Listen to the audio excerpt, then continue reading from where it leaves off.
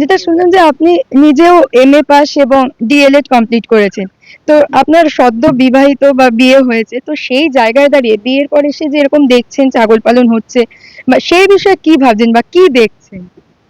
আম আমি অ্যাকচুয়ালি মনে করি যে কোনো কাজই ছোট না। সৎভাবে উপার্জন করছে পরিশ্রমের মাধ্যমে। তো আমি ওর পাশে সবসময় আছি। আমি ওকে যতটা পারি সাহায্য করি। আমি খুব একটা মানে অভিজ্ঞ নাই ছাগল। সবে, সবে এসেছি। আমি জানিও না। যতটুকু লাগে আমি ওকে হেল্প করি। আচ্ছা, তো আজকের দিনে দাঁড়িয়ে যখন দেখছি একটা চাকরির পেছনে অনেক মানুষ ছুটে বেড়াচ্ছে এবং চাকরি না পেয়ে বিভিন্ন ক্ষেত্রে তারা হতাশ হচ্ছে, সেই জায়গায় দাঁড়িয়ে একজন কৃষি উদ্যোক্তা হয়ে নিজেকে কতটা সফল মনে হয়? হ্যাঁ, আমি তো অবশ্যই ১ম এ হয়তো আমার ঘাত-প্রতিঘাতের কষ্টের মধ্যে দিন গিয়েছে। এখন অবশ্যই আমি সফল হতে পেরেছি। হ্যাঁ, আমার পিছনে দেখা যাচ্ছে একটি ছাগলের খামার। দেখে কি মনে হচ্ছে, গ্রামের আর ৫টা ছাগলের খামারের মতন? না। কৃষিবার্তার আজকের পর্বে আমরা সেই দিকটা দেখাবো না। এক নতুন ধরনের তথ্য নিয়ে আপনাদের সঙ্গে আমি দেবস্মিতা। কৃষিবার্তা আপনাদের সকলকে জানাই স্বাগত। আমরা কৃষিবার্তার বিভিন্ন পর্বে বিভিন্ন কৃষি উদ্যোক্তাদের কথা আপনাদের সামনে তুলে ধরেছি। উচ্চশিক্ষিত হওয়া মানেই কি শুধু চাকরির পেছনে ছোটা? বছর পর বছর শুধুই কি চাকরি খোঁজা? তা কিন্তু একদমই নয়।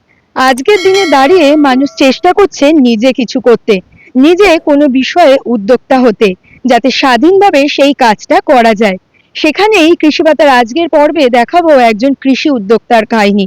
উত্তর চব্বিশ পরগনা জেলার সন্দেশখালী ২ নম্বর ব্লকের রামকৃষ্ণপল্লী এলাকার যে উচ্চশিক্ষিত যুবকের কাহিনী আপনাদের দেখাবো, তিনি এমএসসি কমপ্লিট করার পর বিএড কমপ্লিট করে টেট পাশ করে রয়েছেন, শুধু ইন্টারভিউ এর অপেক্ষা। আজকের দিনে দাঁড়িয়ে ঘরে বসে না থেকে তিনি শুরু করেছেন এই ছাগলের খামার। তার সঙ্গী হিসাবে রয়েছেন তার স্ত্রী।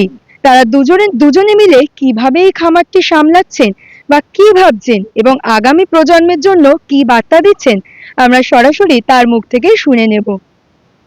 আচ্ছা, আপনার সঙ্গে একটুখানি কথা বলে নেব। আমরা যেটা জানলাম যে আপনার শিক্ষাগত যোগ্যতা, এই যে উচ্চশিক্ষিত হওয়ার পরে এরকম কৃষি উদ্যোক্তা হওয়ার ভাবনা কিভাবে এলো?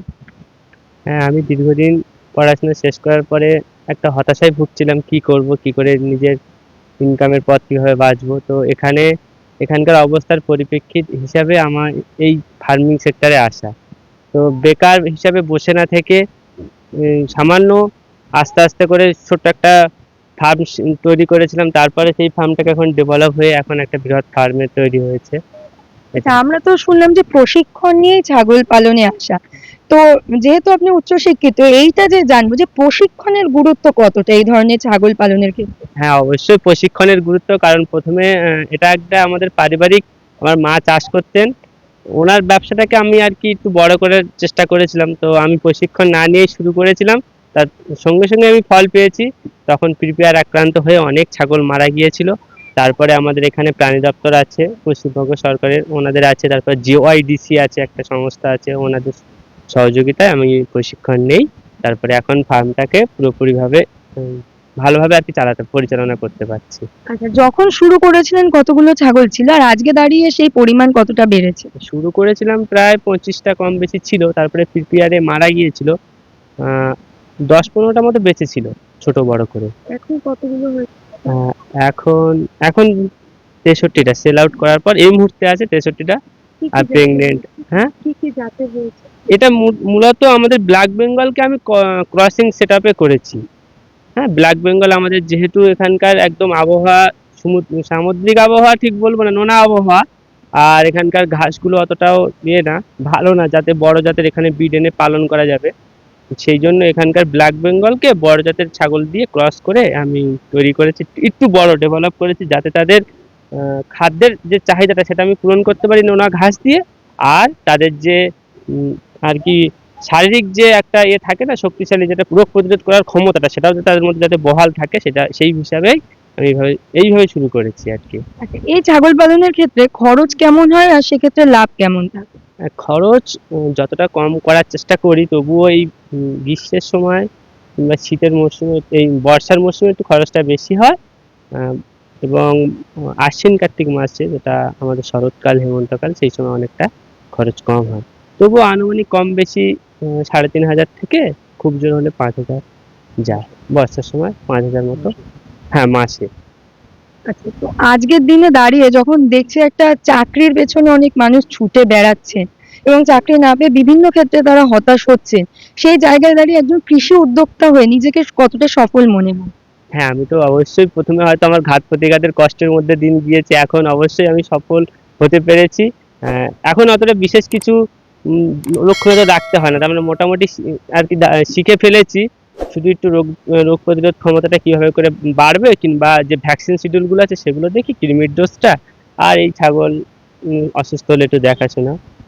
আচ্ছা, এই যে জানালেন যে টেট পাশ করা আপনার, তো এখনো ইন্টারভিউ হয়নি, সেই বিষয়ে কোনো অনুশোচনা হয় না? হ্যাঁ, অবশ্যই, যে পড়াশুনো করেছি দীর্ঘ বহুদিন যাবৎ।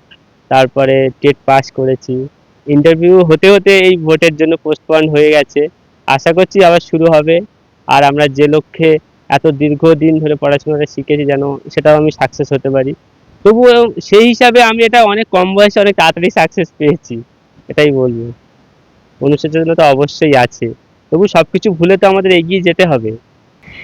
আমরা দিব্যেন্দুদার মুখ থেকে সরাসরি শুনলাম তার অভিজ্ঞতার কথা। আমরা দিব্যেন্দুদার স্ত্রীর মুখ থেকে শুনে নেব তিনি কি ভাবছেন, বা এই ছাগল পালনে তিনি কতটা সহযোগিতার হাত বাড়িয়ে দিয়েছেন। আচ্ছা, নমস্কার। যেটা শুনলাম যে আপনি নিজেও এমএ পাস এবং ডিএলএড কমপ্লিট করেছেন, তো আপনার সদ্য বিবাহিত বা বিয়ে হয়েছে, তো সেই জায়গায় দাঁড়িয়ে বিয়ের পরে এসে যে এরকম দেখছেন ছাগল পালন হচ্ছে, বা সেই বিষয়ে কি ভাবছেন বা কি দেখছেন? আম, আমি অ্যাকচুয়ালি মনে করি যে কোনো কাজই ছোট না।